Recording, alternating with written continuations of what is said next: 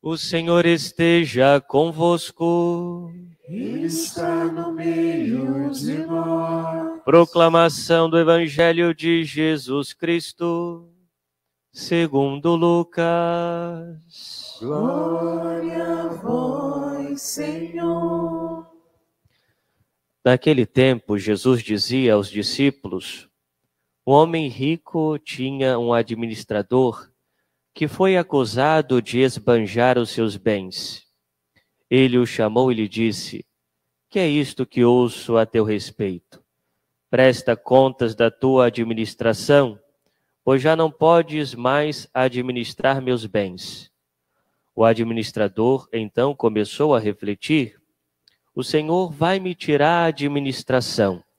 Que vou fazer? Para cavar não tenho forças, de mendigar tenho vergonha. Ah, já sei o que fazer. Para que alguém me receba em sua casa quando eu for afastado da administração. Então ele chamou cada um dos que estavam devendo ao seu patrão e perguntou ao primeiro: quanto deves ao meu patrão? Ele respondeu: 100 barris de óleo.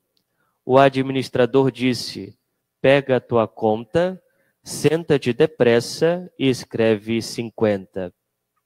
Depois ele perguntou a outro: e tu, quanto deves? Ele respondeu: 100 medidas de trigo.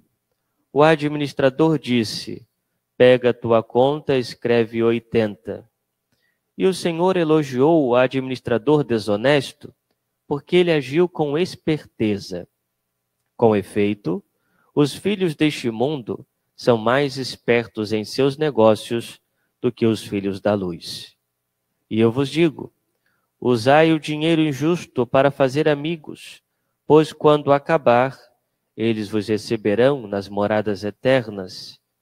Quem é fiel nas pequenas coisas, também é fiel nas grandes. E quem é injusto nas pequenas, também é injusto nas grandes. Por isso, se vós não sois fiéis no uso do dinheiro injusto, quem vos confiará o verdadeiro bem? E se não sois fiéis no que é dos outros, quem vos dará aquilo que é vosso? Ninguém pode servir a dois senhores, porque ou odiará um e amará o outro, ou se apegará a um e desprezará o outro. Vós não podeis servir a Deus e ao dinheiro.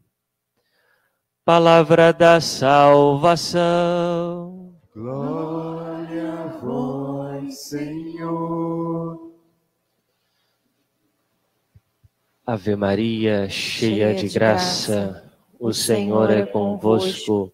Bendita sois vós entre as mulheres.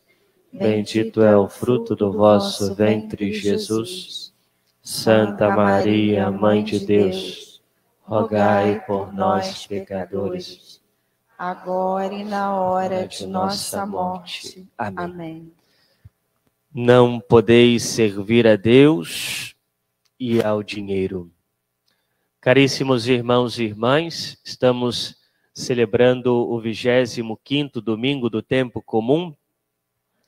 E o Senhor, no Evangelho de hoje, nos conta, mais uma vez, uma parábola para nos ensinar algo importante. E vimos no Evangelho a figura de um patrão e de um administrador. Esse administrador era infiel ao seu patrão. O patrão descobre a infidelidade desse administrador e decide mandá-lo embora. E, sabendo que o patrão iria mandá-lo embora, o administrador então começa a pensar no que fazer. Porque, entenda, naquele tempo não existia seguro-desemprego, não existia aposentadoria, não existia nada disso. Então, ficar sem trabalho é ficar na ruína econômica. Então, esse homem começa a pensar: ora, o patrão vai me despedir, o que eu vou fazer? Então, ele pensa: cavar não tenho forças. Provavelmente era uma pessoa já idosa.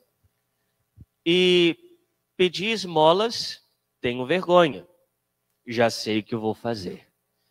E aí então ele chama aqueles que deviam seu patrão, e ao invés de cobrar aquilo que eles deviam, cobra um valor bem menor. Daí então, ele pensa em garantir, de alguma forma, pessoas que possam acolhê-lo quando ele não tiver mais economias, quando ele estiver verdadeiramente falido economicamente. E o Senhor elogia a atitude desse homem.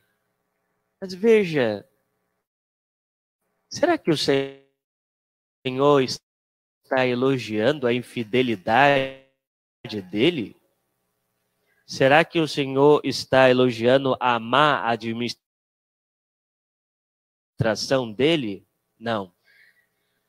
A esperteza, a sua astúcia, porque ele providencia economicamente o seu futuro, para que ele não fique sem nada.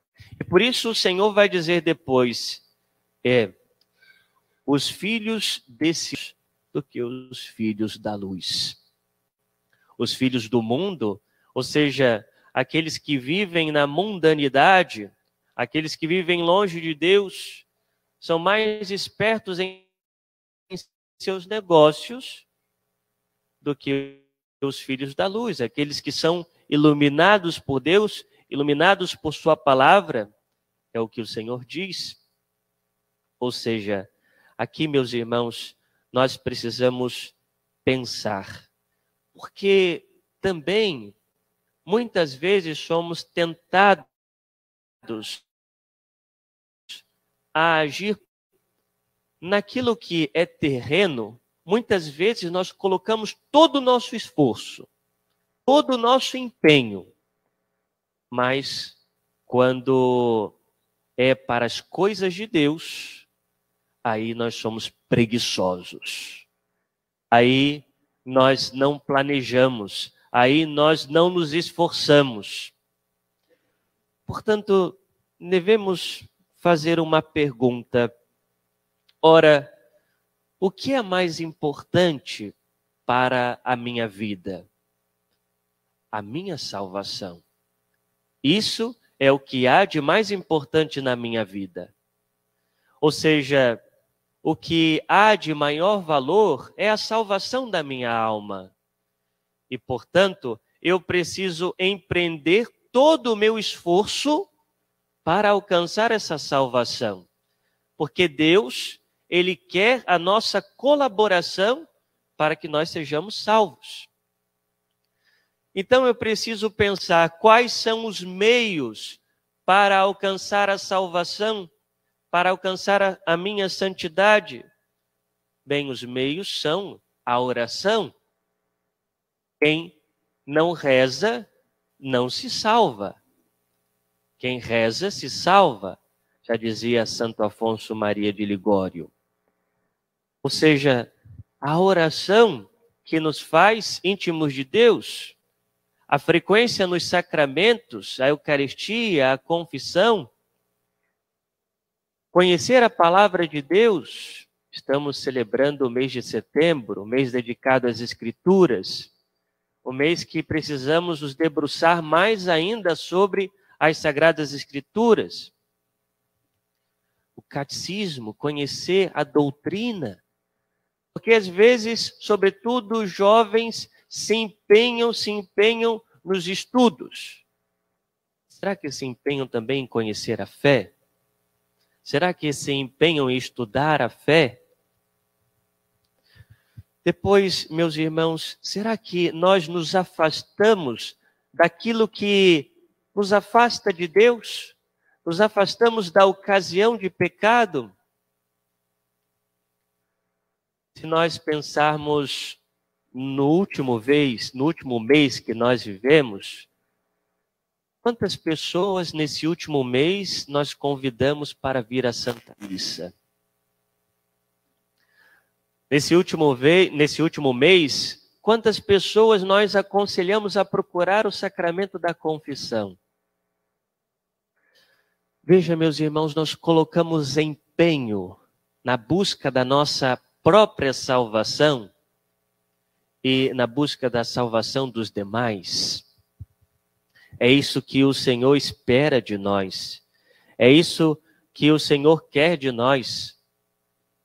Veja, uma pessoa que ficasse sem comer durante alguns dias, não seria surpresa que essa pessoa ficasse fraca, podendo até mesmo desmaiar, desfalecer, ficar desnutrida, né? Agora imagine uma pessoa que fique sem rezar a semana inteira. Essa pessoa vai ficar desnutrida espiritualmente. Sua alma ficará frágil, fraca. E, portanto, não terá forças para combater contra o pecado. Não terá forças para fazer a vontade de Deus. E por isso se apegará às coisas da terra e não conseguirá ver a realidade divina do céu, da salvação. Da mesma forma, imagine uma pessoa que ficasse sem tomar banho, né? Não tenha a tentação de ficar sem tomar banho por causa do frio, não, hein? Só porque está um frio europeu, né? Mas imagine uma pessoa que ficasse semanas sem tomar banho, né? Claro, ela não teria um bom cheiro. Mas a pessoa acaba acostumando com o mau cheiro. As pessoas em volta percebem, mas ela não percebe o mau cheiro. Da mesma forma, quando nós não vamos ao sacramento da confissão, quando ficamos tempos e tempos sem se confessar, nós nos acostumamos com o mau cheiro do pecado. Nós nos acostumamos com o pecado em nós e já não sentimos o mau odor dele, porque nós vamos levando ele conosco. Por isso, Santo Agostinho, ele vai dizer, é necessário que o nosso nariz espiritual esteja saudável, para que nós possamos sentir o mau cheiro que há no pecado. O mau cheiro que há no pecado. Portanto, meus irmãos, a busca da salvação significa ter vida de oração, significa buscar os sacramentos, significa, de fato, colocar Deus em primeiro lugar, se empenhar, se esforçar. Porque se nós não alcançarmos a nossa salvação, se nós não entrarmos no reino de Deus, o que valeu a nossa vida? O que valeu? Para padecer eternamente no inferno? Não, não queremos. Queremos a nossa salvação e por isso é necessário buscar os meios. Por isso é necessário se empenhar, que sejamos filhos da luz, mas filhos da luz espertos, astuciosos para buscar a salvação. E que não fiquemos de braços cruzados, preguiçosos, que não buscam a Deus, que deixam Deus de lado. E depois, meus irmãos, um outro ponto para a nossa reflexão é a segunda leitura que lemos na primeira carta de São Paulo a Timóteo. Ele dizia para nós, antes de tudo, recomendo que se façam preces e orações. Mais uma vez falando de orações. Súplicas e ação de graças por todos os homens, pelos que governam e por todos que ocupam altos cargos, a fim de que possamos levar uma vida tranquila e serena. Veja, São Paulo diz, é necessário rezar por todos, pedir por todos, sobretudo por aqueles que nos governam. Hoje nós vivemos uma polaridade política no Brasil, né? E como é triste nós vermos católicos que ofendem outros irmãos por opiniões diversas, políticas. Basta entrarmos nas redes sociais e vamos ver como que o irmão trata outro irmão. Não é? E veja, meus irmãos, será que nós rezamos? Será que nós rezamos pelas eleições? Será que nós dobramos os nossos joelhos para que sejamos governados por bons governantes? Ou ficamos nessa briga, nessas discussões?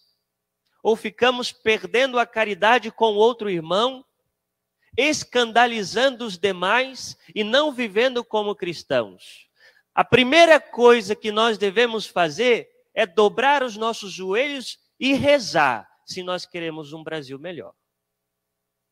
Essa é a primeira atitude de alguém que tem fé. Rezar. E é isso que São Paulo nos diz. São Paulo termina essa leitura da carta dizendo: quero, portanto, que em todo lugar os homens façam a oração, erguendo mãos santas, sem ira e sem discussões. Sem ira e sem discussões. Porque veja, meus irmãos, a primeira coisa que devemos fazer é rezar. E depois, a segunda coisa que devemos fazer é exercer a nossa cidadania votando. Votando em alguém decente. Votando em alguém que realmente quer fazer algo de bom para todos. E a igreja não tem partido político. A igreja, repito, não tem partido político. Mas a igreja, ela dá princípios. Princípios para escolhermos alguém que realmente possa nos representar. Princípios morais. E os princípios morais são claros. Ou seja, um católico não pode votar em alguém que defende claramente o aborto. Em alguém que defende claramente a ideologia de gênero. Alguém que defende claramente a eutanásia. Alguém que mostra ser corrupto. Alguém que não zela pela família de sempre. Esses pontos são princípios que a igreja coloca. E se um católico vota num candidato conscientemente sabendo que ele é a favor de coisas contrárias à fé, comete um pecado grave. Grave. E isso é princípio básico e ponto final. Aqui não temos discussão. Aqui nós devemos agir como cristão. Entende? Agora, como São Paulo nos diz, é necessário rezar em primeiro lugar.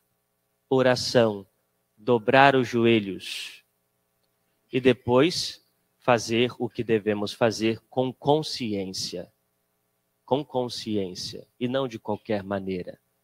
Mas não podemos nos deixar levar pela inimizade. Nem nas nossas casas, nas nossas famílias, muito menos entre nós cristãos católicos. Muito bem, meus irmãos, por isso nosso Senhor nos diz: não podeis servir a Deus e ao dinheiro.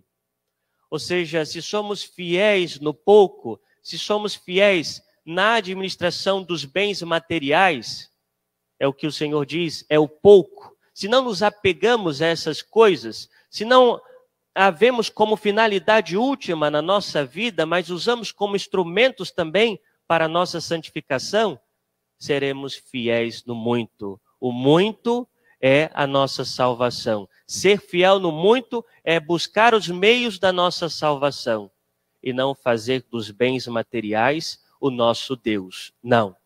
Temos um só Deus, o Senhor Jesus. E, de fato, é Ele que nós devemos servir, e não aos bens, e não às realidades materiais. Elas são instrumentos, e não finalidade para as nossas vidas, não finalidade última. Que assim seja. Louvado seja o nosso Senhor Jesus Cristo. Para sempre seja louvado.